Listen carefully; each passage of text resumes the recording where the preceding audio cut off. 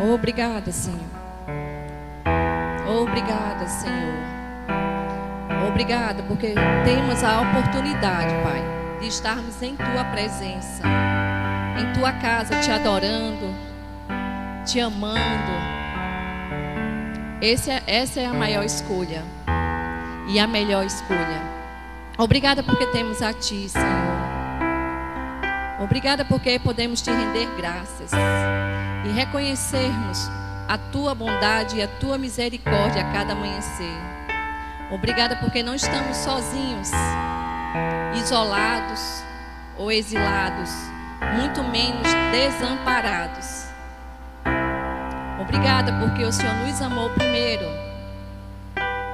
Nós também podemos Te amar e nos entregarmos a Ti confiadamente, Senhor. Obrigada porque podemos Te chamar de Pai. Obrigada, Senhor, por toda a capacidade celestial em nossas vidas. Obrigada porque podemos sentir alegria e paz na Tua presença, independente das adversidades e dificuldades que nos cercam a cada dia. Obrigada porque o Senhor nos chama a paz diariamente. Obrigada porque estamos em Cristo, não em crise, não em trevas. Aleluia, aleluia. Bendito seja o Teu santo nome, Senhor. Nesta manhã de domingo, dentro dos lares, em meio às famílias. Obrigada porque as coisas estão se ajustando. Aleluia, aleluia. Obrigada, Pai, por Tua paciência e benignidade. Obrigada pelo Seu Espírito manso que nos assiste. Obrigada por Sua fidelidade, Senhor. Aleluia, aleluia, aleluia. Amém.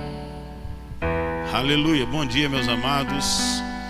Bom dia, Igreja Verbo da Vida Zona Oeste, e todos aqueles que não pertencem à igreja, mas que decidiram dedicar esse tempo ao Senhor. Hoje pela manhã nós decidimos fazer um culto diferente mesmo. Fazer um culto para a família, bater um papo, porque nós sabemos que nós estamos vivendo em um tempo onde o relacionamento familiar é necessário. Muito obrigado, louvor. O relacionamento familiar é necessário para enfrentar esse problema. E se as famílias, o tempo hoje é o tempo da família. É o tempo das famílias se consolidarem, é o tempo da família se fortalecerem, de estarem juntas do Senhor Jesus Cristo. Então, nós decidimos fazer esse culto para a família mesmo. Nós vamos bater um papo, estava falando com a Ione, ela é a ministra, eu sou só o convidado. Então daqui a pouco eu passo a palavra para ela. Mas eu queria orar nesse início pela sua família, porque a família, como existe um jargão, né? A família é um projeto de Deus. E nós vemos que realmente, pelo fato do inimigo atacar tanto a família, isso corrobora essa frase. Existem dois reinos, nós já falamos isso muitas vezes. Existe o reino das trevas, o império das trevas, e o reino do Filho do seu amor. E aquilo que Deus constrói, o diabo tenta destruir. E uma das coisas mais atacadas hoje, das instituições mais atacadas pelo inimigo, tem sido a família. E nós precisamos estar reunidos nesse momento pelas famílias. E nós vamos conversar um pouco, porque se família é um projeto de Deus, tem que dar certo. Porque tudo que Deus projeta é algo que dá certo, é algo que tem futuro, é algo que foi projetado para o sucesso. E eu queria iniciar com uma oração pela família nesta manhã de domingo.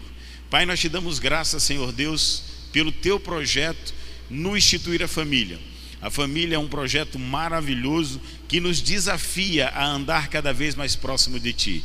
Que verdadeiramente as famílias estejam protegidas nesta manhã, que estejam protegidas pela tua palavra, pelo teu espírito, pelos teus anjos, e que esse momento de confinamento, esse momento de quarentena, seja uma oportunidade das famílias pararem um pouco para meditar sobre como estão os relacionamentos entre marido e esposa, entre pais e filhos, entre irmãos.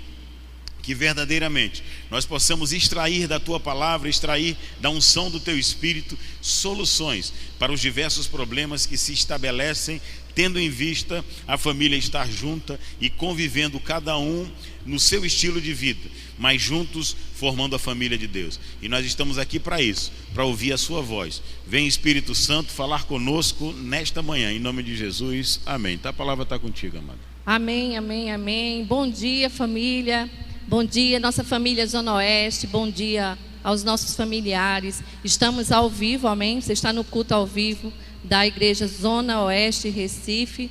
E nós pensamos um pouco e resolvemos trazer, agora pela manhã, um culto sobre família cristã, independente se você é evangélico, independente se você já está com Deus ou ainda não, se você já fez de Jesus seu Senhor, se você já fez de Deus o seu Pai, saiba que independente disso, existe um Deus no céu que ama você e Ele intercede por você. E nós estamos aqui para compartilhar um pouco da vida familiar. Então, como é que está a sua família nesse tempo de quarentena? A gente tem escutado tantas coisas, tantas trevas em meio às situações dentro das casas, das famílias. Os olhos e os ouvidos estão tão atentos, tão rápidos para buscar as notícias infames, rede social, todas as situações que nos trazem circunstâncias difíceis, porque não só a nossa própria família, a nossa própria vida, mas cada um de nós também temos família, temos familiares, tem médicos, tem toda uma assistência aí que está do outro lado, combatendo um bom combate da fé, lutando, contra o inimigo invisível. Mas o inimigo invisível hoje se chama coronavírus, mas o inimigo invisível sempre existiu e sempre esteve na terra. E ele é chamado de Satanás. O Satanás, ele vem para roubar, para matar e destruir. Mas Jesus disse: eu vim para que todos tenham vida e vida em abundância. E a pergunta que eu faço: como é que está a sua vida dentro da sua casa? Como é que está o seu relacionamento em família nesse tempo? Mais ainda nesse tempo. Semana passada eu estava, domingo passado, eu me reuni, a gente sempre tem a oportunidade, almoçamos em família, fazemos a refeição em família que eu falo. Felipe, eu e os nossos 3 filhos. E pegamos as mãos uns dos outros para orar, para agradecer pelo alimento, para agradecer pela vida. E eu olhei para eles e eu disse: você sabe que a verdadeira igreja é essa? A verdadeira igreja do Senhor, aquele que Ele quer ter um encontro diário, é a nossa própria vida e a nossa vida em família, dentro de casa. Porque ali é a vida real. Ninguém usa máscara. Ninguém precisa nem se arrumar, nem se maquiar, às vezes nem se perfumar. É a vida como ela é a vida real. E ninguém está isento da família. Ninguém está isento da intimidade. Todos nós nascemos, crescemos, nos desenvolvemos e morremos em meio a uma família, grande, pequena, certa ou errada. Mas o Senhor nos chama a paz. Amém? Então, o Senhor nos chama a paz, como está ali atrás, e a unidade. Como está a sua paz? Jesus disse, lá em João 14, Ele disse: eu vos chamo a paz, eu vos dou a minha paz, a paz que o mundo não conhece. Você realmente tem conhecido e reconhecido e vivido a paz de Cristo dentro da sua casa? Você sabe que mesmo estando em família, arrodeado de pessoas dentro de casa, que graças a Deus, nós podemos ter convívio familiar, momento familiar, mas a gente não está dividido dentro de casa pelo inimigo, a não ser que esteja enfermo. Aí sim, tem que ter o isolamento social. Mas muitas pessoas da própria família estão em isolamento emocional dentro de casa. Porque a gente não está acostumado nesse tempo a ficar mais tão isolado. Apesar que a rede social tem isolado sim muitas pessoas. Então cada um está no seu mundinho, cada um está no seu território, ou no seu quarto, ou na sua sala, ou fora de casa. Então para algumas famílias esse tempo não mexeu com a rotina dela. Mas a rotina de milhares e milhares de pessoas foram mudadas. E nós temos agora nesse tempo que nos adequar a esse momento dessa realidade que estamos passando, porque tem um inimigo à solta, nós não sabemos aonde ele está por todas as partes. Mas se ele estiver dentro da nossa mente, das nossas emoções, o comprometimento emocional pode destruir a rotina, a paz e a unidade familiar. E o Senhor tem nos chamado à paz. E sabe, nós estamos vivendo em um tempo onde nós precisamos nos reconhecer mais, como esposa, como marido, como filhos, como toda uma parentela que a gente sabe que mora muitas vezes debaixo do mesmo teto, dividindo a mesma situação, a mesma condição. E será que a gente está levando Jesus para dentro de casa? Será que cada momento que se levanta, onde a gente está aprendendo a viver essa nova unidade familiar, dentro de casa, fora de casa, aqueles para que trabalham? Então muitas notícias estão mexendo com as nossas emoções, e as pessoas, mais do que um confinamento social, do que um confinamento entre amigos, entre irmãos, entre parceiros, nós estamos vivendo também um confinamento emocional. Como estão suas emoções? Ao que você tem dado ouvidos nesse tempo? O que é que acelera o teu coração? O que é que dá taquicardia? O que é que deixa você em pânico dentro de casa? E às vezes, gente, não é nem esse tal coronavírus, que é real, mas ele não pode ser o motivo da nossa discórdia. Nós precisamos viver um tempo de respeito, de autorresponsabilidade, de autorreconhecimento, de buscar coisas novas, tempo de criatividade. A gente está num tempo aqui na igreja que tudo é novidade. A gente criou esse momento até ontem à noite e hoje de manhã cedo. A gente não sabia que ia fazer isso, mas aprove ao Senhor. Deu um problema aqui na internet. A gente não ia fazer essa transmissão ao vivo pela online, porque não tínhamos a rede, mas aprove o Senhor, mandar o técnico, corrigir tudo. E a gente teve que desenvolver uma nova tática para não deixar você aí em casa, isolado, sem a palavra de Deus. Então você entende que é um carregando o outro, assim como Moisés foi carregado, foi suspenso. E nós estamos aqui fazendo algo diferente, não trazendo notícia ruim, mas dizendo a você que, ei, Jesus está vivo, o Espírito Santo continua em você, Deus continua aqui nessa terra, nos dando toda a logística que nós precisamos para vivermos bem em família. O que você está esperando para ser a diferença na sua casa? Para carregar a paz no tempo que o outro está estressado, de buscar unidade para a sua família, quando o outro às vezes está desligado e desconectado. Você já procurou saber como está a pessoa do seu lado, o seu pai, sua mãe, seu irmão, seu marido, sua esposa? Cada um de nós precisamos respeitar mais ainda a individualidade um do outro, no sentido de, a minha fé pode ser diferente daquela pessoa que está comigo.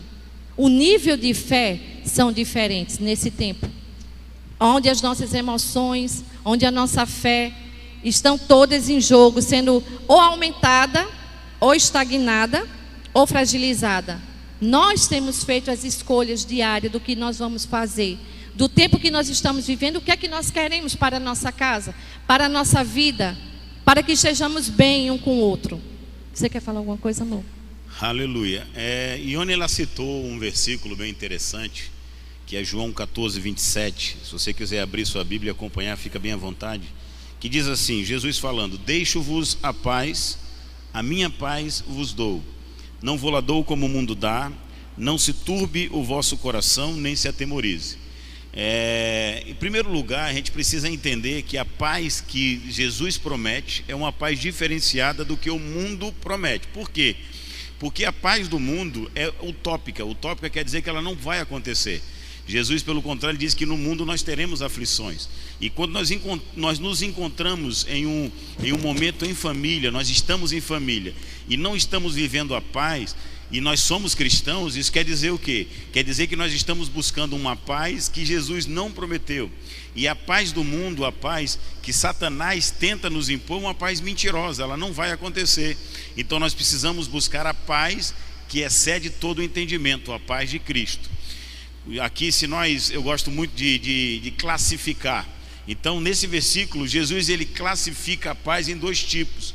Ele classifica a paz como sendo a paz dele, a paz de Cristo e a paz do mundo. Paz para o mundo é ausência de problema.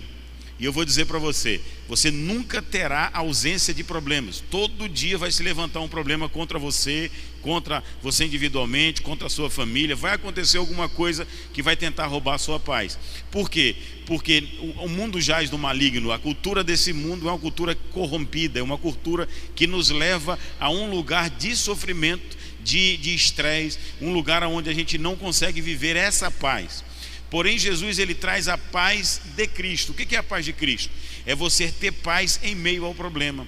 É você conseguir manifestar o fruto do Espírito, do amor, da longanimidade, da bondade, da mansidão, do domínio próprio, que são frutos que o Espírito Santo em nós nos capacita a produzi-los. Ou seja, quando é que eu estou bem com Deus? Quando eu estou conseguindo, em meio a circunstâncias difíceis, em meio a contraposições, em meio a pessoas pisando no meu calo, eu consigo manifestar o fruto do Espírito. Se eu estou conseguindo manifestar o fruto do Espírito, eu estou conseguindo viver a paz de Cristo, a paz que excede todo o entendimento. E eu queria conversar mais um pouquinho sobre isso, porque Jesus ele fala assim: vinde a mim todos vós que estáis cansados e sobrecarregados, que eu vos aliviarei. Tomai sobre vós o meu jugo e aprendei de mim, que sou manso e humilde de coração, e acharei descanso para a vossa alma. Quando Jesus fala isso, ele diz assim: a sua família está com problema? Venha para mim, que eu sou a solução. Eu vou trazer primeiro um alívio para a sua família, para tirar essa pressão, tirar essa opressão satânica sobre a vida de vocês, e vou ensinar para vocês como vocês estabelecerem um sistema em casa, que é o sistema do reino de Deus. O sistema do reino de Deus é que, se cada um entender o seu papel nesse sistema, vai conseguir produzir a paz. O Salmo 1, se você quiser abrir na sua Bíblia, abra aí, é bem interessante. O Salmo 1, ele fala assim, ó, Salmos 1, verso 3, ele diz assim, verso 2 primeiro. Então, primeiro no 1 ele diz: bem-aventurado o homem que não anda no conselho do ímpio, não se detém no caminho dos pecadores e não se assenta na roda dos escarnecedores. Ou seja, bem-aventurado é a família que não quer viver como o mundo estipula que a família viva. Ou seja, existe um padrão de família no mundo que é destruidor, que fazem com que as famílias não funcionem. Então nós vivemos em uma geração onde as famílias não estão funcionando. Mas por quê? Porque família não funciona? Não, família funciona. O problema é que nós trazemos a cultura do mundo para dentro de casa. E se nós trouxermos a cultura do mundo, o conselho do ímpio, o caminho do pecador para dentro de casa, essa família não vai funcionar. Por isso que no verso 2 ele diz assim: antes, o prazer está na lei do Senhor, ou seja, nos princípios do reino de Deus. Quando você aplica os princípios do reino de Deus na sua família, você vai prosperar. A promessa é que mesmo em tempo de seca, a folha nunca murche, ou seja, você consiga ter paz, você consiga gerenciar a crise de uma forma na sua casa, que aquela crise não se estabeleça e não se torne danosa às emoções das pessoas que convivem naquela família. O evangelho é algo prático. Jesus diz: quem ouve e pratica é um homem prudente.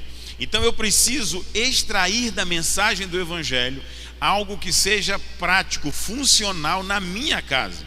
E como é que eu vou fazer isso? Eu fui professor na Academia Militar das Agulhas Negras, e eu ensinava para os cadetes o seguinte, para os cadetes que estavam próximos a se formar. Eu dizia assim, ó: pessoal, a vida na terra, a vida humana é como um teatro. É isso mesmo, é como um teatro, aonde você precisa, como um bom ator, entender o papel que você vai exercer. Você precisa conhecer o script, você precisa conhecer como você naquele papel agiria. Vou dar um exemplo. A gente não pede para nascer, então a gente nasce em uma família, que pode ser uma família estruturada ou desestruturada. Pode ser uma família que tem recurso financeiro, pode ser uma família que não tem recurso financeiro. Você simplesmente nasce, você é inserido em uma família. E quando você é inserido naquela família, você assume o papel de filho.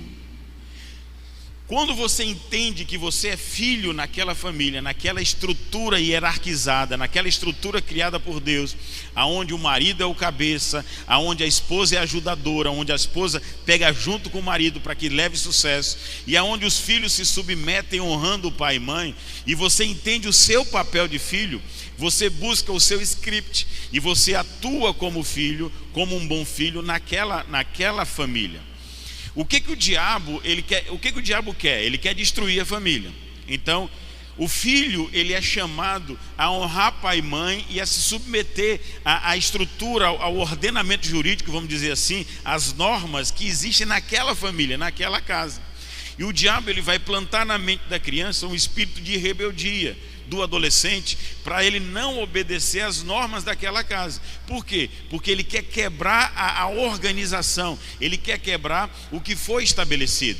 Então ele começa a bombardear a criança com filmes, com desenhos, no colégio, enfim, ele começa a trazer uma cultura para que o filho não exerça o seu papel de filho naquela família. O que eu estou querendo dizer com tudo isso? Eu estou querendo dizer o seguinte: para que a família cristã funcione, é necessário que cada um entenda o seu papel. Um homem precisa entender o seu papel de marido, que deve amar a sua esposa como Cristo amou a igreja e se entregou por ela. A esposa precisa entender o seu papel como mulher, como mãe, como uma mulher que se submete ao marido, como a igreja se submete a Cristo. Existe um padrão aonde nós precisamos nos encontrar nas Escrituras, e se formos bons atores, entre aspas, daquele papel, nós faremos com que a nossa família funcione.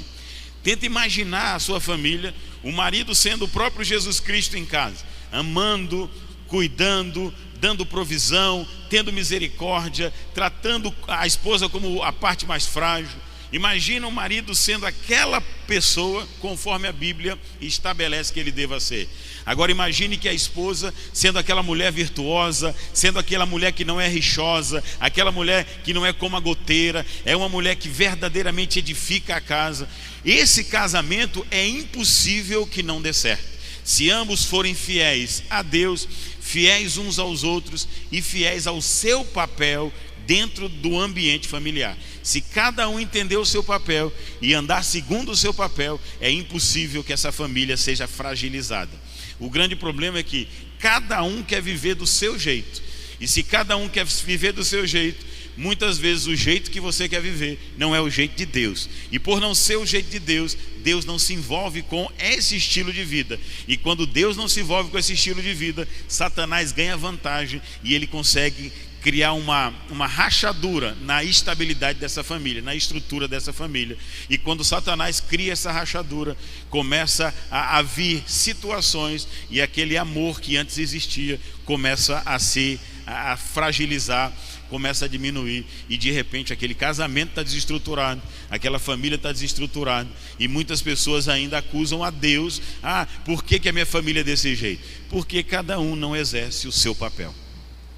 Amém. Então, algumas famílias estão vivendo um verdadeiro confrontamento dentro de casa.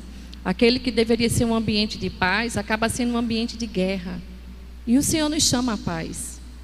A guerra não faz parte do povo de Cristo, porque já tem um inimigo visível. Lá em Efésios 6 diz que a nossa luta não é contra carne nem sangue, mas sim contra principados e potestades. Então, amados, a nossa luta, a nossa guerra não é contra a nossa família, não é contra o nosso marido. Dentro do quadro familiar diário, nós vamos sim identificar desentendimentos, desavenças por algum motivo. As pessoas estão numa aflição tão grande ultimamente, até por causa do tempo de confinamento, que elas estão se estribando, ou estão se desentendendo por pequenas coisas. Então, por exemplo, agora de manhã lá em casa, né, trazendo um pouquinho da realidade da família, aqui ninguém flutua não, gente. Aqui é ser humano também. Nós temos espírito, nós temos alma, nós temos corpo, nós temos uma vida em família. A família, para se estruturar, ela passa por adversidade. Lá em Tiago fala, tem de motivos de muita alegria o passar por várias provações. A provação está do lado de fora, mas as provações estão principalmente dentro da nossa casa, aonde a nossa fé vai ser exercida, aonde o nosso domínio próprio vai ser estabelecido. Então, todos os dons que nós temos começam a ser desenvolvidos, o nosso ministério é dentro da nossa casa. Ninguém fica bonitinho aqui do lado de fora sem estar bonitinho primeiro dentro de casa. Então, não pense que essa vida aqui de padrão de família cristã é uma família que não há desentendimento, que não há dificuldades. Tem sim, porque senão seríamos hipócritas, não precisaríamos de Jesus. Então nós somos salvos, mas a nossa conversão é diária. Então todos os dias nós somos convidados para fazer a diferença. Então é um tempo onde nós estamos aprendendo mais ainda a nos reconhecermos como filhos de Deus, como família cristã. Então, quando o meu direito acaba, quando o direito daquele que está ao meu lado começa. E isso começa pelo respeito. Então, aqui nós temos uma lista, lá em Gálatas 6, 5, tem uma lista maravilhosa. Vamos dar uma olhadinha lá que nós já conhecemos? Então, nós às vezes estamos julgando. Sim, eu esqueci de falar, tá? É ao vivo, amém? Então, hoje de manhã, por exemplo, a gente já estava pensando o que é que nós vamos fazer. Vamos ter que ter alguma ideia para, se não tiver internet, vamos passar fazer o culto no Instagram. Mas o que é que a gente vai fazer? Ah, já sei, vamos falar de família cristã. E ali a mente tomada, o que vamos fazer? O marido foi chamado de última hora, vamos ministrar para a família. Aí eu fiz o nosso café, normalmente quem faz o café é ele. E eu fiz o nosso café, ele disse, cadê minha xícara branca bonitinha? E eu olhei para a minha xícara, a xícara branca é do meu filho. Aí eu disse, eu acho que ele quer a xícara. Eu disse, acho que ele quer a xícara igual a minha. Aí peguei a xícara branca do meu filho e dei para ele. Ele disse, não, essa não é a xícara branca transparente. Então, ele queria a xícara bonitinha nos olhos dele, não entende? O transparente naquele momento, na pressa dele, era branca. Mas para mim, branco é branco, transparente é transparente. Então eu corri, tá, meu amor, você quer a xícara transparente? E eu corri, eu não fui entrar em guerra com ele, por quê? Gente, o inimigo, ele está a postos. Ele está pronto o tempo todo, vigilante, ao derredor, buscando alguém para tragar. Já pensou se eu fosse dizer coisas a ele? Eu ia ter que começar esse culto aqui pedindo perdão a ele. Entendeu? Porque o tempo todo nós somos atacados. Não existe melhor, maior, mais cheio de fé. Não. Existem seres humanos debaixo da graça do Senhor, debaixo da submissão ao Senhor, reconhecendo 24 horas por dia que nós precisamos ser vigilantes com nossas atitudes. Sabe quando você reconhece que tem um Espírito Santo? Quando você faz algo errado e ele imediatamente corrige você. Aí o seu grau de humildade ou de orgulho é quem vai decidir. Eita, o Senhor me chama a paz, então eu vou ser humilde e vou dizer, amém, meu amor, tome sua xícara transparente. Botei o café na xícara transparente, coloquei em cima da mesa e ele tomou o cafezinho dele em paz. Mas já pensou se eu tivesse entrado em guerra? A situação? Então é isso que está acontecendo, aflorando. Isso é uma gota de água no oceano que está aflorando a vida e o relacionamento dentro de casa. As pessoas não se entendem mais. As pessoas estão com dificuldades, mas, amados, isso não pode acontecer na minha nem na sua casa. Ainda que haja discórdia, ainda que haja visões diferentes, falas diferentes, mas o Senhor em todo o tempo nos chama a paz. E aí eu disse assim essa semana, Senhor, tem misericórdia de tal família. Ele disse assim, eu tenho. Tem coisas que não precisa nem eu orar. Quando eu faço a pergunta ao Espírito Santo, ele diz, eu já fiz, eu já dei, eu já sou. Então Deus já fez, Jesus já fez, Deus já é, já foi, Ele é passado, Ele é presente e é o futuro que você está esperando. Então vamos lá para Gálatas. Gálatas 19 diz assim, quando o homem, o Gálatas 5 diz assim, a vida pelo Espírito, eu vou ler só a partir do 19. Quando seguem os desejos da natureza humana, ou seja, quando nós, filhos de Deus se já entregamos nossa vida a Deus, que não somos mais da natureza humana normal, nós temos a natureza divina em nossas vidas. Amém? Então, quando seguem os desejos da natureza humana, os resultados são extremamente claros. Imoralidade sexual, impureza, sensualidade, idolatria, feitiçaria, hostilidade, discórdias. Olha aí, discórdias, dissensões, divisões, inveja, bebedeiras, festanças desregradas e outros pecados semelhantes. Repito o que disse antes: quem pratica estas coisas não herdará o reino de Deus. Olha só, será que nesse tempo de quarentena, será que nesse tempo de coronavírus, existem famílias, inclusive famílias cristãs, dentro desse quadro? Discórdia, inveja, idolatria. Sabia que se você ficar só achando que você é o certo, isso é uma idolatria a você mesmo? Isso é um pensamento maligno, um pensamento destruidor. Você está idolatrando os seus pensamentos. Só eu estou certo, só eu estou certo. E aí você não para pensar e ponderar. Tá, e se de repente eu não estiver certo? E vai que de repente o outro aqui tem a razão. Sabe quem tem a razão? Nem você, nem o outro. Quem tem a razão é a palavra do Senhor, que é o teu sustento, o teu alimento. Se você já tem o Espírito Santo dentro de você, Ele não vai te mandar ficar numa posição de orgulho, muito menos de vaidade, porque Ele quer te corrigir. Então vai ter situações que vai confrontar a mim e a você, a colocar a gente exatamente dentro de um contexto onde a gente precisa se corrigir. Porque se nós temos uma vida cristã, temos o Espírito Santo, sabemos que tem a graça à nossa disposição, e a nossa vida está só de oba-oba, está tudo certo, a gente está sempre se agradando do que está fazendo, tem alguma coisa errada. Se você acha que você está sentado, confortável, e nada ao teu redor está te confrontando, será que você não está na idolatria da vaidade? Achando que você está sempre certo? Porque quando alguém fala alguma coisa que mexe com as suas emoções, pode ser que seja algo que você precisa ser tratado. E às vezes, isso se torna tão gritante que você, por várias vezes, vai rodar e se vê naquela situação. Vai rodar, se vê sendo confrontado naquela situação.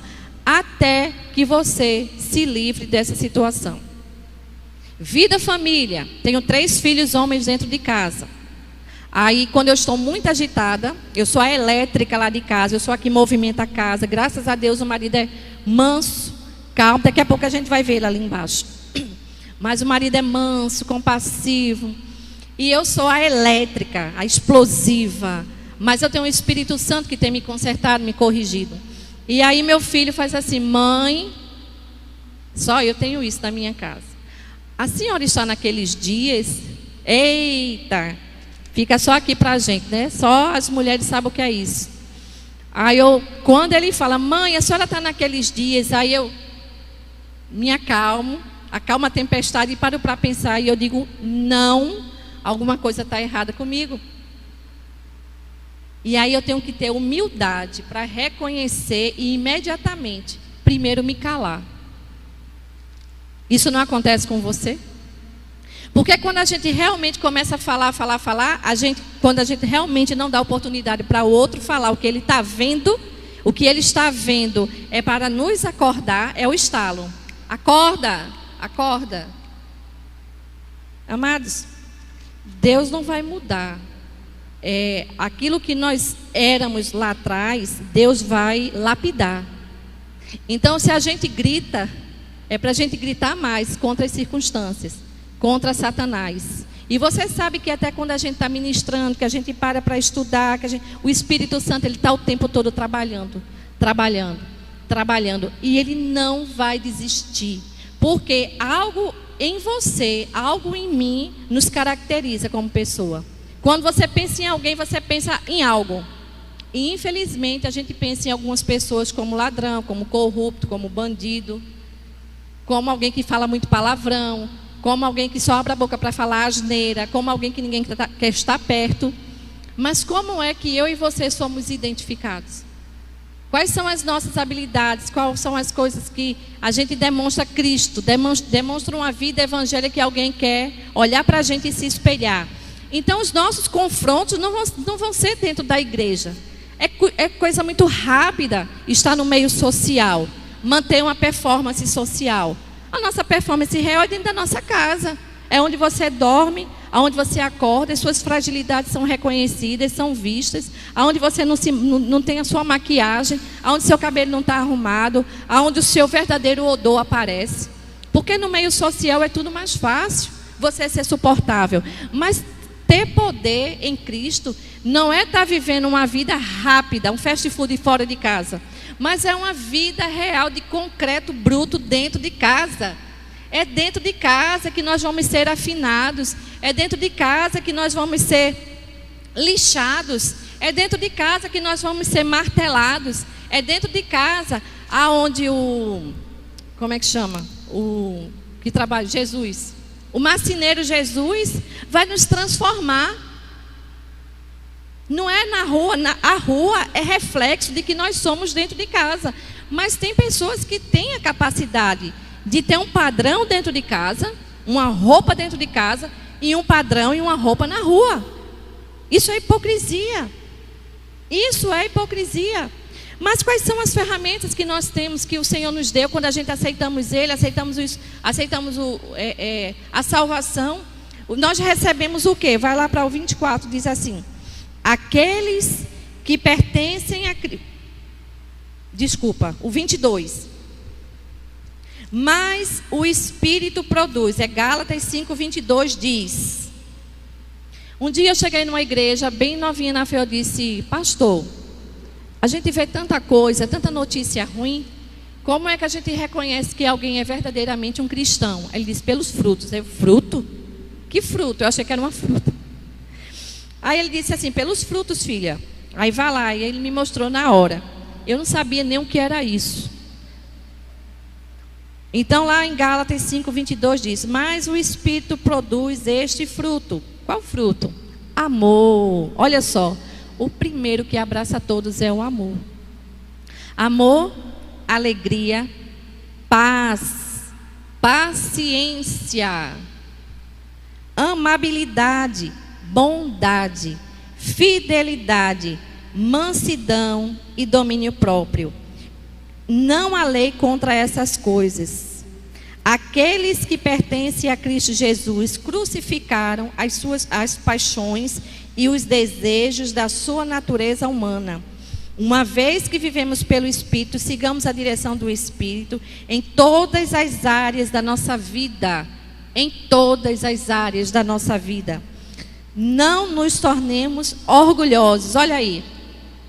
Não nos tornemos orgulhosos, provocando e invejando um ao outro. Amados, pensam o seguinte: se o outro já conquistou alguma coisa aqui, porque ele já deu, agora desenvolver isso, é cada um de nós que precisamos desenvolver diariamente. E às vezes a gente fica com inveja porque o outro tem e você não tem. Mas você sabia que o sol nasce todos os dias para todos? A chuva vem para molhar todo mundo. Tem gente que, Senhor, obrigada pela chuva que está me molhando, vai até para a chuva tomar um banho. Vai não só ver, mas vai tocar, provar, sentir o que é o poder da chuva, descendo e lavando. O sol nasce todos os dias. E às vezes nós ficamos numa posição ali, né, confinada emocionalmente, não só na própria vida, não só na família, mas na própria vida, um confinamento emocional. Só você está certo. Aí você fica com inveja porque o outro tem, você não tem, porque o outro faz, você não faz. Mas você sabe que certamente ele já se colocou à disposição mais rápido. E eu vi isso muito claro quando meu marido se converteu. Ele parece que se converteu já lendo esse Gálatas 5, 22. Quando ele disse: é assim? Pegou, recebeu. E quando ele veio para o Evangelho, ele me irritava muito. Muito, porque muito rápido ele teve o entendimento, tomou posse, recebeu e foi praticar. Então ele já se converteu pedindo perdão a todos a quem ele ofendeu. Eu pedi perdão a uma pessoa que me confrontava, que me causava dano, mas eu fui lá diante do Senhor pedir perdão. Ele saiu pedindo perdão a todas as pessoas a quem o Espírito Santo colocou no coração dele, inclusive a mim.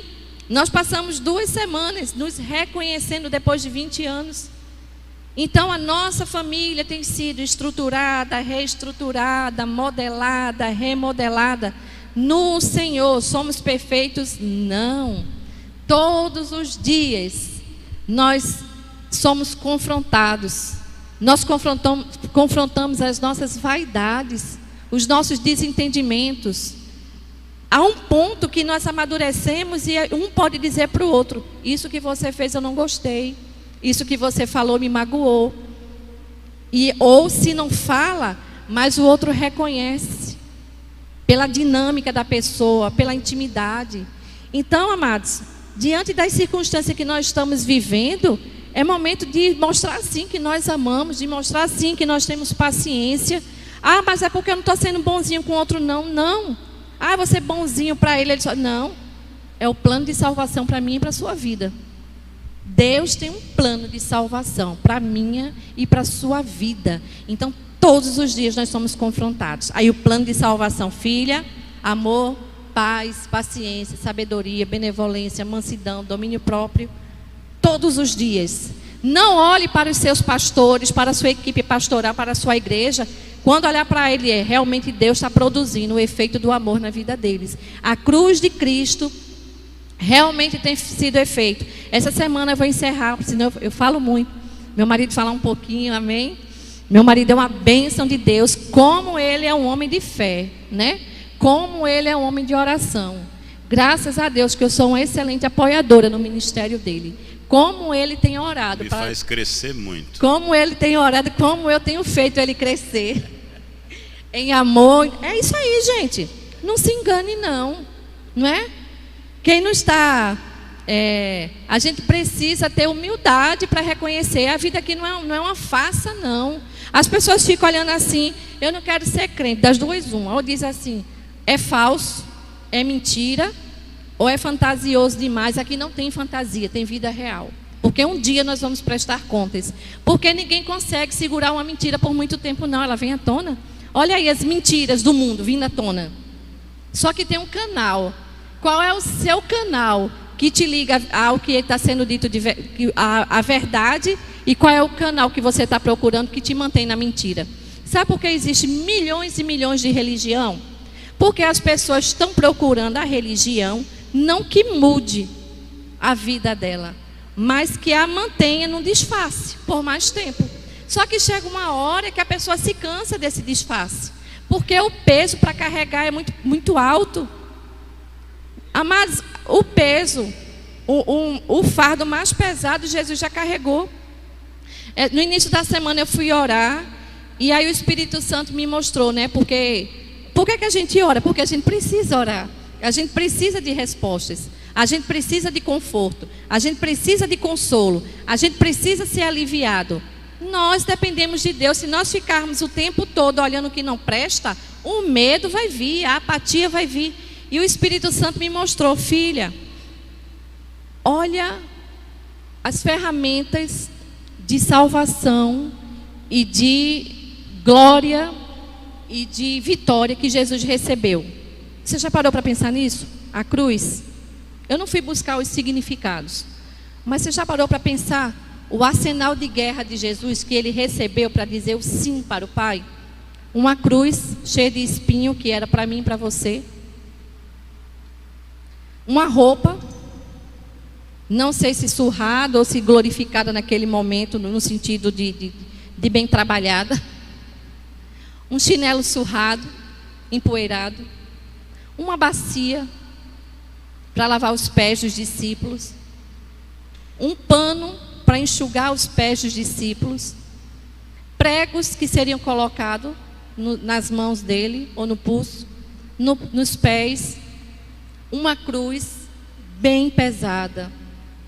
vinagre para tirar a sede dele e uma lança que seria colocado na costela dele. Sabe, amados, não tem adversidade dentro da sua casa ou na sua vida emocional que não possa ser vencida diante dessa imagem. Todas as vezes que eu olho para dentro de mim, que me vem algum tipo, que Satanás quer lançar algum desespero, eu já olhava somente para a cruz. Eu agora olho para esse pacote completo de Cristo. Então, o que é que está chegando para você? O que é aquilo que te dá a vitória? Porque Ele já morreu na cruz para te dar a paz, para me dar a paz. Nós temos o sangue e o nome dEle que nos dá autoridade. Nós temos tudo isso aqui que a gente acabou de ler, os frutos do Espírito Santo. Amor, paz, mansidão. Será que a gente não está sendo egoísta em nossos pensamentos? Porque no mundo tereis aflições. Jesus viveu em um tempo onde as pragas estavam presentes. A lepra era uma praga bem presente. E Ele veio e foi imerso nesse contexto. Foi perseguido pela própria família, teve adversidade dentro da família. A própria mãe dele procurou prendê-lo, se você for ler lá no livro de Marcos.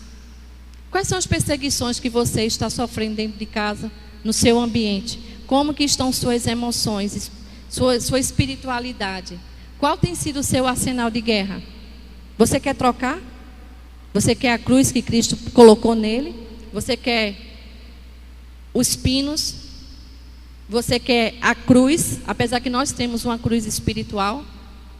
Mas Ele disse que tudo que a gente passar aqui ainda vai ser leve em relação ao que Ele já sofreu.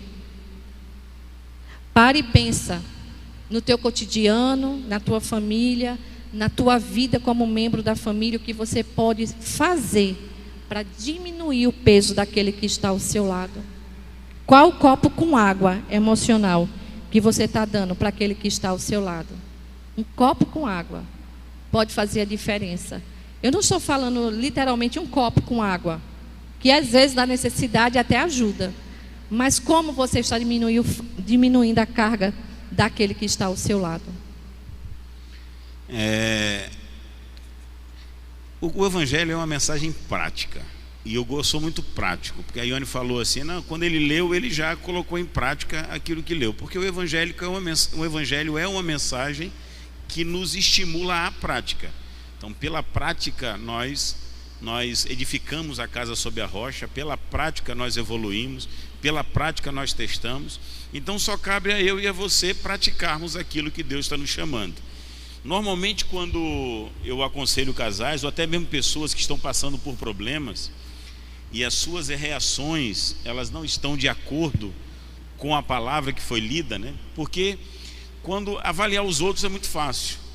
Você consegue avaliar as outras pessoas, elas estão errando nisso, estão acertando naquilo. Mas quando nós avaliamos a nós mesmos, muitas pessoas têm dificuldade em fazer isso.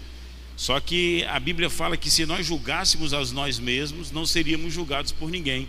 E eu quero convidar você nesse tempo a julgar você mesmo. Como estão sendo as suas reações diante daquilo que te incomoda? Porque se a sua reação diante daquilo que te incomoda te leva a praticar as obras da carne, ou os feitos da natureza humana, como Ione leu, você não tem desculpa diante de Deus, não há justificativa diante de Deus. Por quê? Porque, como a Ione disse, as ferramentas que nós precisávamos para produzir o fruto do Espírito já está em nós.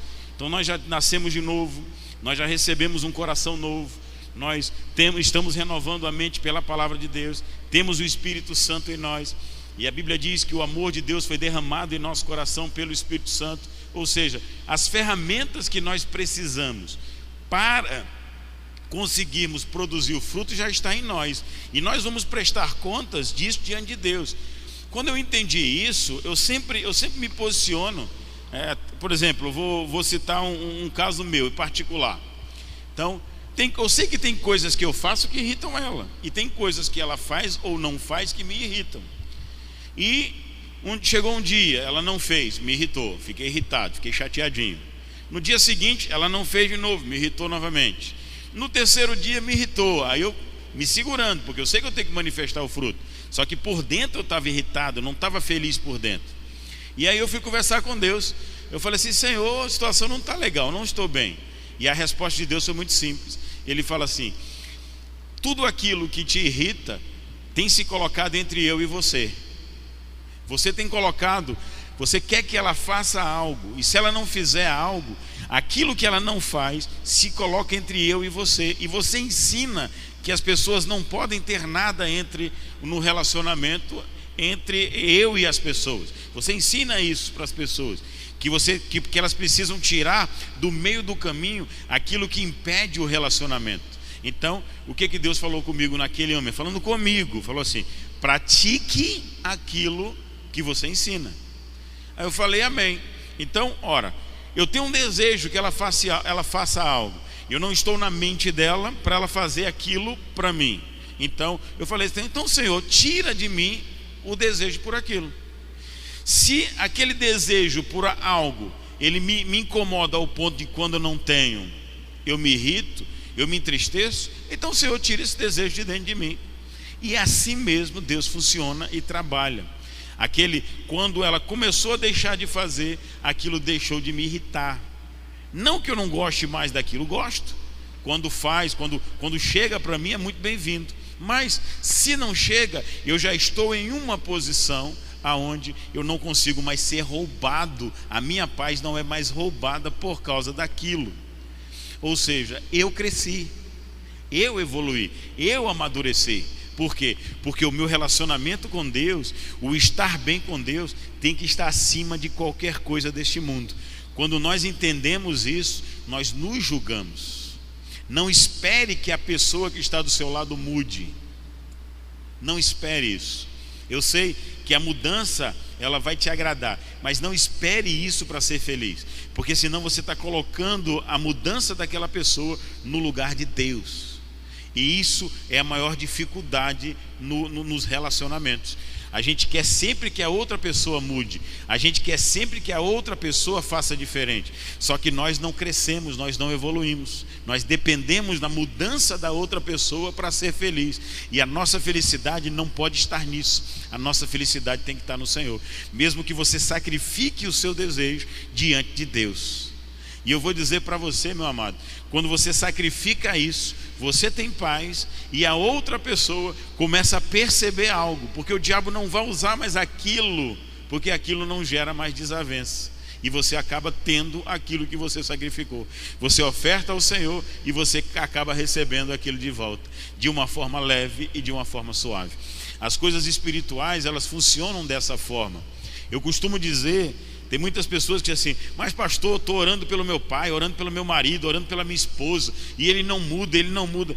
Eu costumo dizer o seguinte: meu irmão, quem convence é o Espírito Santo. Se o Espírito Santo não está convencendo, você quer que eu faça o quê?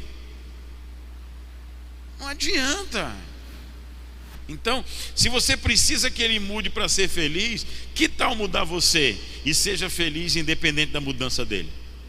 Amado, obviamente que em um relacionamento, em um casamento, a pessoa que ama entende o que a outra pessoa gosta e se esforça para fazer. Isso é demonstração de amor e eu não estou tirando isso. Mas se você individualmente ainda se sente ofendido, magoadinho, triste, faz bico, faz greve de sexo, etc., porque não aconteceu aquilo que você queria, isso quer dizer, meu irmão, que você ainda precisa amadurecer nessa área. É uma área que Satanás ganha vantagem na sua vida. Eu gosto muito, quando eu aconselho pessoas com relação a isso, de usar a passagem de Gênesis, capítulo 3. Quando Adão e Eva pecaram, foi muito interessante. A gente chama que é o primeiro reflexo de uma pessoa que caiu. É o primeiro fruto que uma pessoa que caiu, que não está com o Senhor, essa pessoa, ela manifesta. Qual é? Botar a culpa na outra. Eu não consigo manifestar o fruto do Espírito porque fulano tira a minha paciência. Não, mas se eu dependo dele, então o Espírito Santo não é Deus em você. Você está tirando o poder de Deus e está dando o poder para aquela pessoa. Em Gênesis 3, aqui, quando Deus pergunta para Adão por que ele fez aquilo, aí ele falou: foi a mulher que tu me destes. Eu acho que isso aqui está...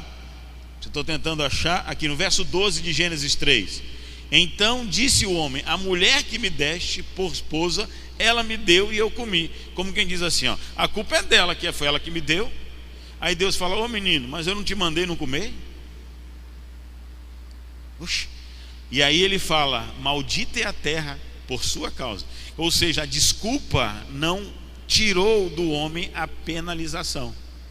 Irmão, quando nós chegarmos diante de Deus para prestação de contas, não adianta dizer: ah, eu não consegui fazer isso ou aquilo porque fulano ou beltrano fez isso ou aquilo, ou deixou de fazer isso ou aquilo. Irmão, isso não vai colar diante de Deus.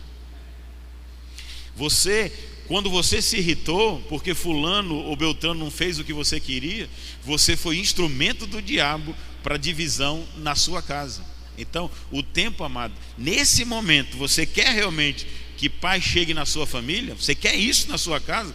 Comece por você. A gente costuma dizer que quando a gente aponta um dedo para uma pessoa, tem 3 dedos apontando de volta para a gente. Jesus disse: você não pode tirar um cisco no olho do teu irmão se tem uma trave no teu olho. E ele ainda chamou de hipócrita. Hipócrita, tira primeiro a trave do teu olho. Irmão, se enxerga primeiro à luz das Escrituras. Eu sei que não é bom ouvir isso, ninguém quer ouvir isso. Você chega diante de Deus: Senhor, muda fulano, muda beltrano, muda cicrana. E aí Deus está dizendo: mude você primeiro.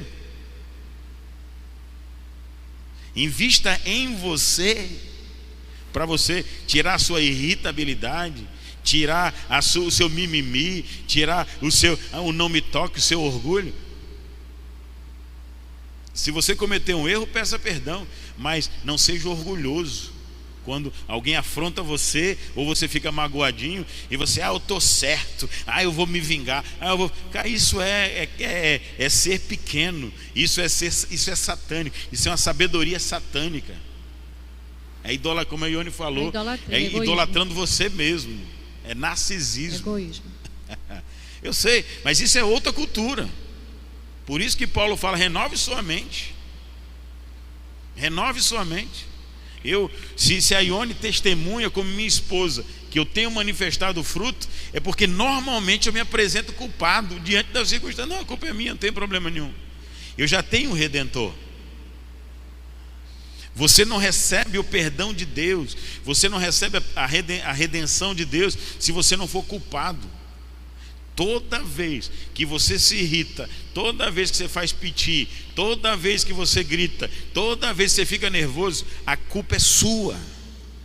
Por quê, pastor? Porque você não está usando as ferramentas de Deus para manifestar o fruto do Espírito. Então, ficou irritadinho, vai para o seu quarto e pede perdão a Deus. E aí, quando você se acalmar, peça perdão a outra pessoa. Mas a pessoa fez o mal contra mim e eu que tenho que pedir perdão? Por quê? Porque você se irritou. Você não manifestou o amor de Deus para ela. E vai acontecer novamente até... Não acaba, porque Satanás trabalha dessa forma. Você quer a paz que excede todo entendimento na sua casa? Então, se alguém perder o controle e falar mais alto, fale mais baixo. Silencie. A Bíblia diz que até o tolo, quando fica em silêncio, se passa por sábio. Então, silencie. Pastor, mas eu não aguentei, perdi o controle. Então você que é cônjuge, você que é filho, silencie. Alguém tem que ser espiritual nessa casa, para que Deus possa entrar. É o perder para ganhar. É o perder para ganhar, exatamente. Enfim, nós só vamos ter família segundo o padrão de Deus se a gente for humilde. E eu digo, eu escutei essa frase, não sei de quem, não sei quando, mas eu peguei ela para mim: o justo não se justifica. Não tente dar desculpas porque você errou. Simplesmente se apresente como culpado. Não, eu errei, me perdoe. Eu errei por não ter manifestado domínio próprio. Eu errei por não ter manifestado... Eu não ter manifestado domínio próprio, não ter manifestado mansidão, não ter manifestado paz, não ter produzido paz, alegria. E amados, tenha certeza que esse pastor também pede perdão para Deus muitas vezes, porque às vezes a gente deixa a alma assumir o controle. Não deixa a alma assumir o controle. E se por acaso ela assumir o controle por algum motivo, vai para o seu quarto, irmão, toma o remédio da palavra. E o remédio da palavra é se apresentar diante de Deus, falando assim: Senhor, eu pequei, eu errei, porque me irritei, porque falei mais alto, porque não manifestei a paz, porque eu não fui o Senhor nessa situação. Quando Paulo diz, não vivo eu, Cristo vive em mim, é exatamente nesse momento de pressão que nós manifestamos Ele em nós. Quem você tem manifestado quando o carvão acende na sua casa, quando o fogo começa a pegar? Aleluia. Você é aquele que joga álcool para pegar mais fogo, ou você é aquele que vem abafando, que você vem aos poucos apagando o fogo, diminuindo aquele problema e deixando que a paz do Senhor, que excede todo entendimento, entre na sua casa e a paz reine no seu lar? O que você tem feito? Amém. Aqui em Efésios, é um capítulo riquíssimo para a igreja. Você sabe que você é a igreja de Cristo, né? Como comunidade, mas principalmente na vida individual. Então nós vamos prestar contas ao Senhor daquilo que nós fizemos por entendimento e até por omissão também. Então aqui o Efésios 3:10 diz assim, ele é todo rico, mas o 10 diz assim, para que pela igreja a multiforme sabedoria de Deus se torne conhecida agora dos principados e potestades nos lugares celestiais. Aí na minha tradução, que é a transformadora, diz, o plano de Deus era mostrar a todos os governantes e autoridades nos domínios celestiais por meio da igreja, as muitas formas da sabedoria divina. Então, amados, quando a gente... Quando ele está falando rapidinho, desculpa atrapalhar, então essa sabedoria divina é a cultura dos céus. Amém. O que rege, qual é a cultura que rege o seu lar, a sua família? É a cultura da terra? Na cultura da terra é que você tem que vencer sempre. Na cultura da terra é que você tem que enfim, sair por cima. E guardar, aí Jesus diz, aquele que quer ser o maior, sirva. Aquele que foi humilhado, não responda. Como ovelha muda, vá para o matadouro. Se as pessoas estão te acusando, deixa elas te acusarem, não se defenda. Deixa a acusação vir. Se apresente diante de Deus, peça perdão para aquela pessoa. Se você acredita que eu sou assim, se as minhas ações estão fazendo com que você acredite que eu sou dessa forma, me perdoe, meu irmão. Eu estou tentando, eu não sou perfeito, eu cometo erros. Então, seja um promotor da paz. Lá em Mateus 5 diz, bem-aventurados promotores da paz, os pacificadores, serão chamados filhos de Deus, se eu não me engano. Amém? Amém. Finalize, meu amor. Unidade no corpo, capítulo 4 de Efésios diz assim, portanto, como prisioneiros, olha aí, como cativos no Senhor, como confinados no Senhor. Então há um lugar melhor de confinamento, viu? Como prisioneiros no Senhor, suplico-lhes que vivam de modo digno do chamado que receberam. Sejam humildes e amáveis, tolerando pacientemente uns aos outros em amor. Façam todo o possível para se manterem unidos no Espírito, ligados pelo vínculo da paz. Olha só, a união no Espírito. Eu busco Deus para ter uma vida boa para mim, como igreja de Cristo, e para ter um bom relacionamento com todos aqueles que estão ao meu redor. E ligados pelo vínculo da paz. Se eu quero paz, então eu preciso me desarmar. Se o meu irmão, aquele meu parceiro de convívio quer paz, então ele também precisa de se desarmar. Pois há um só corpo e um só espírito, assim como vocês foram chamados para uma só esperança. Se somos todos de Deus, por que a gente está andando em desunião? Mas não foi fácil. O plano de Deus para Jesus não foi fácil. E a gente fica olhando para a gente assim, e eu? Está errado. Eu lembro de uma vez, há uns anos atrás, a gente ainda tem um tempinho para trazer esse foi uma afronta que foi revelada muito rápido. A gente morava em Resende, no Rio de Janeiro. Se tiver alguém de Resende nos assistindo, um beijo para você. Mas são os bastidores. E a gente voltando para casa no dia de semana, e tinha um caminho, mulher que dirige, ela gosta muito de ficar dirigindo a direção do marido no carro. E ele dirigindo, voltando para casa, eu disse, pega aqui esse caminho à direita, que a gente vai pegar o Mateus na escolinha, e aqui é mais rápido. Aí ele já estava me ajudando a exercer o domínio próprio. Aí ele olhou para mim e fez assim: não, eu vou por aqui. Eu disse: vá por aqui, por esse caminho que eu estou falando, que a gente vai sair de frente à escola. Aí ele: não. Lembra disso, amor? É bom que o Espírito Santo... Nem sempre a mulher tem razão, viu? E aí nós fomos adiante. Ele disse: não, amor, deixa eu guiar você. Eu estou dizendo que a gente vai em frente, porque tinha muito sinal por onde ele estava indo. E eu não queria parar tanto tempo nos sinais. Ou seja, eu estava ansiosa. E aí ele foi dirigindo, e ele dizendo assim: eu vou lhe ensinar a ser mansa. Eu vou lhe ensinar. Quem ensina é o Espírito Santo, amém? Mas diante daquele contexto, ele disse: eu vou lhe ajudar a crescer um pouquinho mais. Como é que você ficou, irmão? Eu fiquei irritada, muito irritada. E aí quando o sinal fechou, planos de salvação para a sua vida, amém? Eu estou falando para que você seja salvo e liberto aí. Aí quando o sinal fechou diante da gente, eu cruzei os braços. Fez biquinho. Fiz biquinho e disse assim: tá vendo aí? Bem feito. E eu, bem feito, o sinal fechou e fiquei por dentro, morrendo.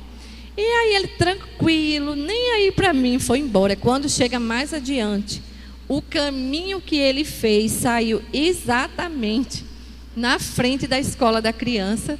E o caminho que eu ia fazer ia dar uma volta maior. E resultado, foi um grande aprendizado, né? Que é, lá em Eclesiastes fala, é melhor dois do que um, né? E principalmente quando tem o Espírito Santo e a gente se deixa amansar pelo poder do Espírito Santo. Então, amados, é assim, ninguém sabe tudo, é melhor não saber nada ou só saber aquilo que nos convém saber, e não querermos ser superiores uns aos outros, né? Lá em Eclesiastes diz que uma cidade estava em guerra e que se alguém tivesse ouvido a humildade de um senhorzinho que tinha lá, porque ele era a sabedoria de um homem humilde, mas porque ele era pobre, ninguém lhe deu ouvidos. Mas se tivessem atentado para a sabedoria dele, aquela cidade, aquela guerra não teria sido perdida. Ou seja, a multissabedoria do Senhor, a multiforme sabedoria do Senhor está com a igreja, está com o povo que está aqui, ó. Ah, está difícil, vamos ver o que a palavra diz. Ah, está assustadora a situação. Vamos ver quais são as promessas de Deus para a nossa vida. Eu tenho expectativa para esse tempo que vai acontecer. Eu não sei até que ponto essa quarentena está mexendo com suas emoções, com sua casa, com o seu relacionamento. Mas é importante de que você saiba o que a multiforme sabedoria de Deus está querendo te falar nesse tempo. É um tempo da gente descobrir mais a nossa parte como pessoas espirituais, como pessoas maduras no Evangelho, não julgando, buscando conhecer o que a palavra de Deus diz. É o fim de todas as coisas já? Eu não acredito que seja, pelo contrário. Eu acho que a igreja está avançando muito mais. A igreja está chegando em todos os lugares que ainda tem espaço para ela chegar. Através dali, ó, é um celular, não é uma câmera. Então, através da rede social, sim. A gente precisa peneirar aquilo que a gente está recebendo, por causa mesmo das nossas emoções, às vezes fragilizadas. A gente quer dar ouvidos a tudo, mas tem um lugar de descanso, onde a gente precisa estar cativo, é a palavra de Deus. Ouvindo aquilo que Ele tem para nos dizer, ouvindo aquilo que Ele tem para nos tratar, porque em todo tempo o Senhor está cuidando da sua igreja, o Senhor está cuidando do seu povo. Como eu falei terça-feira no culto de oração, o Senhor nem cochila nem dorme. Então por que a gente está desesperado, está com medo? Existe sim um lugar onde a gente tem que ter responsabilidade, zelo, prudência, pessoas que você precisa cuidar ao seu redor, a sua própria família, respeitar o limite de cada um e afugentando o medo somente com a palavra do Senhor. Eu sei que a hora já deu, mas eu queria deixar um versículo para a vossa meditação nesse tempo. Eu sei que ouvir isso que a gente conversou aqui talvez não seja o que você gostaria de ouvir, né? Mas é o que vai salvar você. E aqui em 1 Pedro, no capítulo 2, eu queria que você abrisse mesmo a sua Bíblia, e a gente finaliza com isso. Depois nós vamos dizimar e ofertar e finalizar o nosso culto, amém? De hoje. Mas eu queria que você pegasse mesmo esses versículos que eu vou ler aqui agora e meditasse neles. Então, 1 Pedro, no capítulo 2, no verso 18, aqui de forma específica, ele está falando sobre submissão entre os senhores no trabalho, enfim. Mas todos nós somos senhores. Então, dentro da nossa casa, nós vivemos em hierarquia. E onde o pai é o cabeça, a esposa é a ajudadora, os filhos se submetem, é uma estrutura de autoridade que nós precisamos obedecer. Então eu posso pegar o princípio que está aqui e praticar na minha vida. Eu quero tirar daqui um princípio. 1 Pedro capítulo 2, verso 18, diz assim: servos, sede submissos com todo temor ao vosso Senhor, não somente se for bom acordado, mas também ao perverso. Ou seja, a submissão, você se submete a Deus, que aqui você se submete ao Senhor em Deus, em Cristo. Não importa se a pessoa que está do seu lado seja boa ou seja perversa, você tem que se submeter, continuar se submetendo.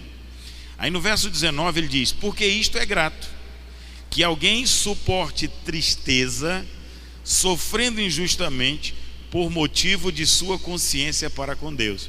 Às vezes o seu cônjuge, às vezes o seu pai, às vezes o seu filho vai cometer uma injustiça contra você, mas olha o que a palavra de Deus diz: é grato ao Senhor que você suporte essa tristeza, porque por causa da sua consciência para com Deus. No verso 20, olha o que ele diz: pois que glória há se pecando e sendo esbofeteado, por isso suportais com paciência. Ou seja, se você comete um erro e uma pessoa grita com você e você fica paciente, isso, que glória é nisso? Não há glória nisso. Amém? Mas olha o que ele continua dizendo: se entretanto, quando praticares o bem, ou seja, você está certo, sois igualmente afligidos e suportais com paciência, isso é grato a Deus. Ou seja, se você está certo e a pessoa do outro lado está errada, e ela afronta você, e você suporta com paciência, isso é grato a Deus. O verso 21 ele diz: porquanto para isto mesmo foste chamados. Podia ouvir um glória a Deus aí pela glória internet. Glória a Deus. Fazer o que? Está escrito. Então é para isso que nós somos chamados. Pois que também Cristo sofreu em vosso lugar, deixando-vos exemplo para seguirdes os seus passos. Foi injuriado? Fica caladinho. Sofreu injustiça? Não fale nada. Só diz assim: está certo. Não é isso que você acredita? Então vou fazer o quê? Eu continuo lhe amando do mesmo jeito. E aí no verso 22 continua: o nosso exemplo Cristo não cometeu pecado, nem dolo algum se achou em sua boca, pois ele, quando ultrajado, não revidava com ultraje, quando maltratado, não fazia ameaça, mas entregava-se àquele que julga retamente, carregando ele mesmo em seu corpo sobre o madeiro os nossos pecados, para que nós, mortos para os pecados, vivamos para a justiça. Por suas chagas fostes sarados. O que está querendo dizer aqui? É muito simples. Eu estou certo, ela está errado. Ela vai, grita comigo. O problema é dela. Quem vai se justificar com Deus é ela. Eu preciso permanecer em 12/8, ou seja, com a pressão em paz, tranquilo, leso. Por quê? Porque isso é grato diante de Deus. Por isso que, se você fez o certo e está sendo injuriado, não precisa se justificar, porque Deus já está dizendo que você é justo. E eu grito com você. Eu grito com você. Só um pouquinho. Orem por mim. Não, misericórdia, Jesus. Mas irmãos, é isso. A paz só vai reinar na sua casa quando a cultura de Deus se estabelecer na sua casa. Maior na sua casa não é o que mais grita, maior na sua casa é o que mais serve. Vou repetir, porque você amou.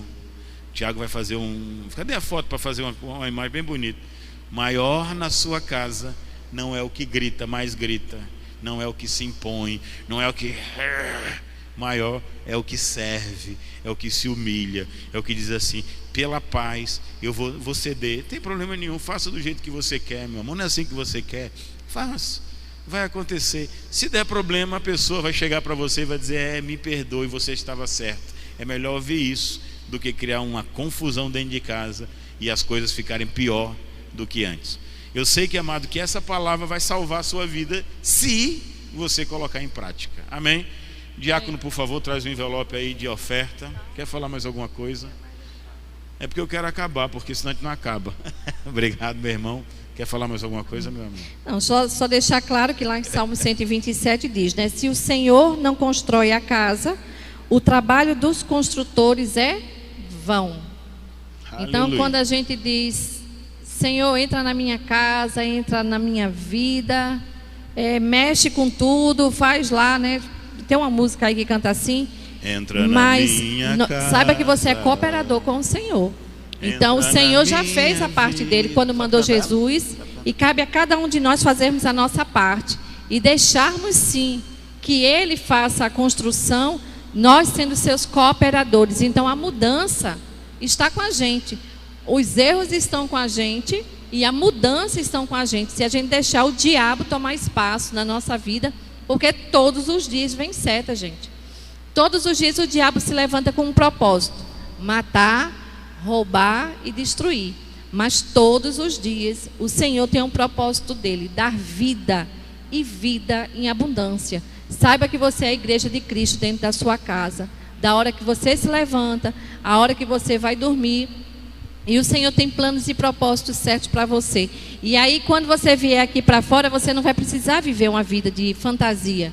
Então, a estrutura da minha casa que nós temos hoje, tem uma estrutura com Deus por 20 anos. E depois com 20 anos, 20 anos com Deus distante. Que se buscava, mas se achava que ele não estava nem ouvindo.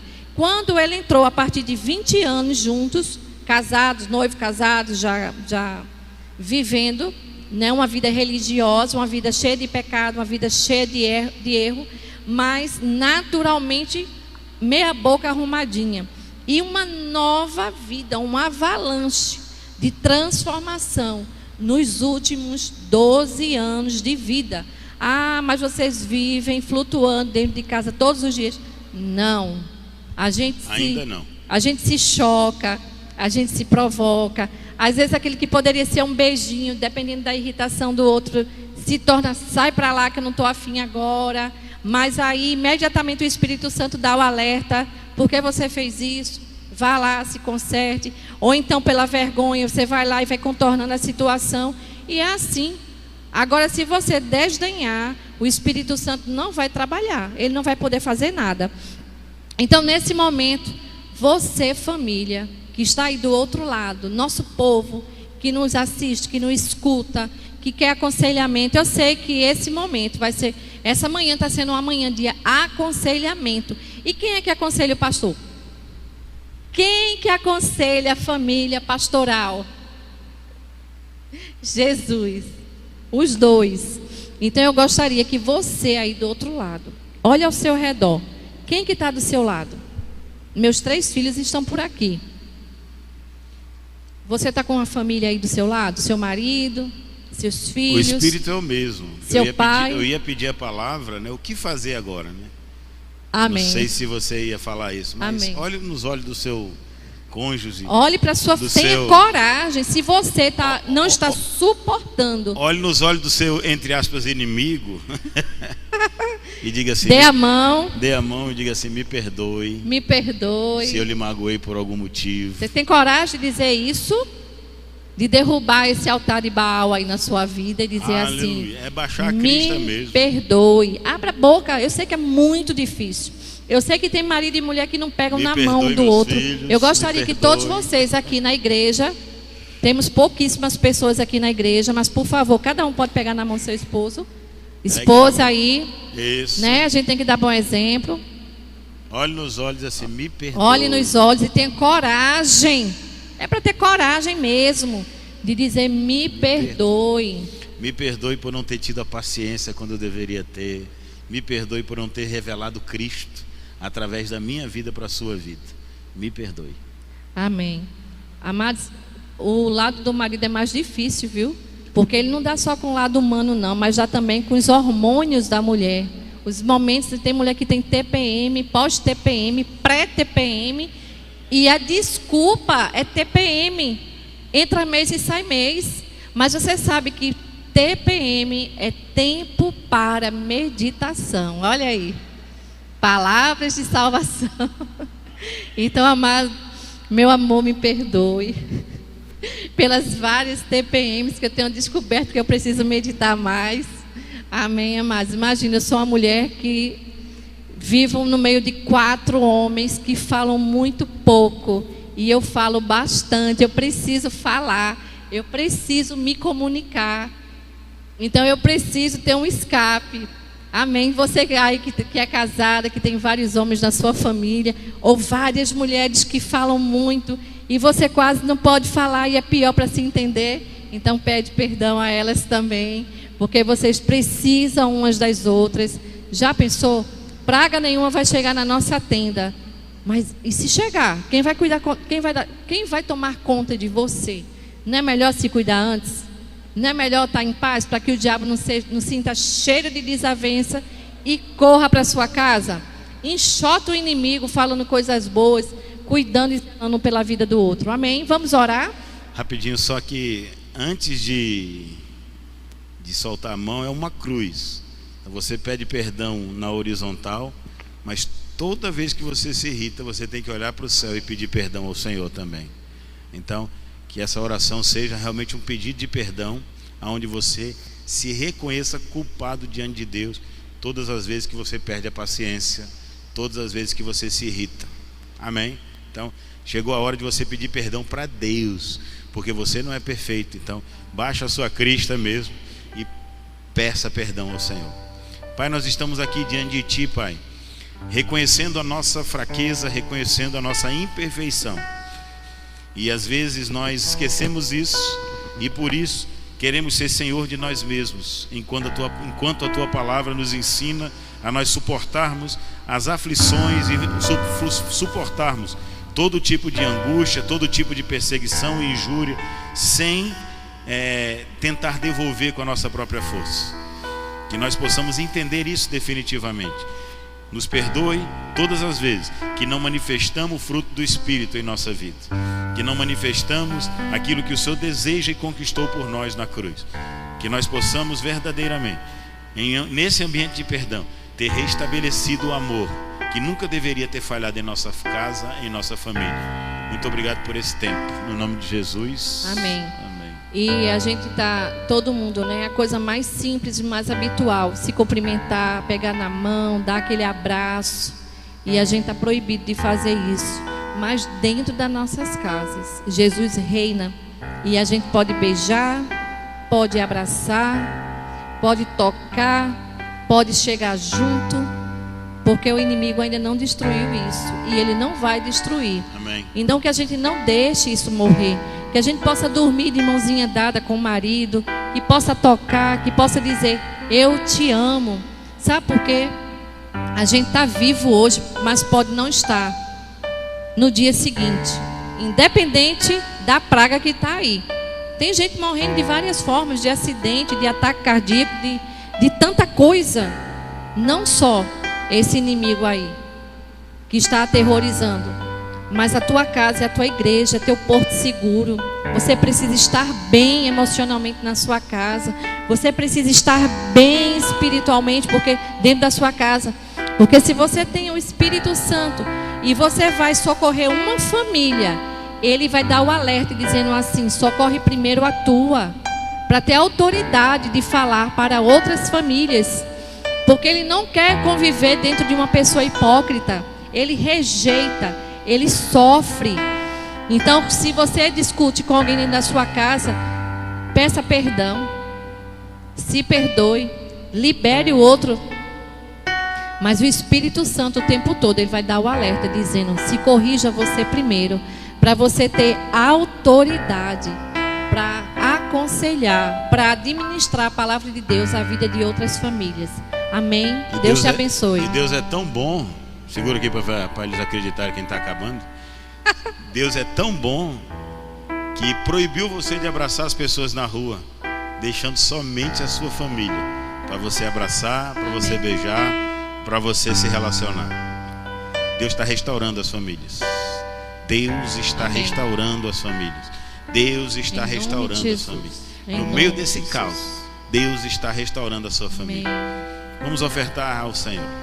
Pai, muito obrigado pelo privilégio do Senhor Deus de financiar com o nosso dinheiro, com o nosso suor, com o nosso trabalho esta obra, Pai. A tua obra na terra, financiando tudo aquilo que nós precisamos, dando o suporte necessário financeiro para que as contas estejam pagas em dia. Muito obrigado por participar disso, sabendo que famílias restauradas é o teu sonho, e essa obra serve para isso, para restaurar famílias. Em nome de Jesus, amém.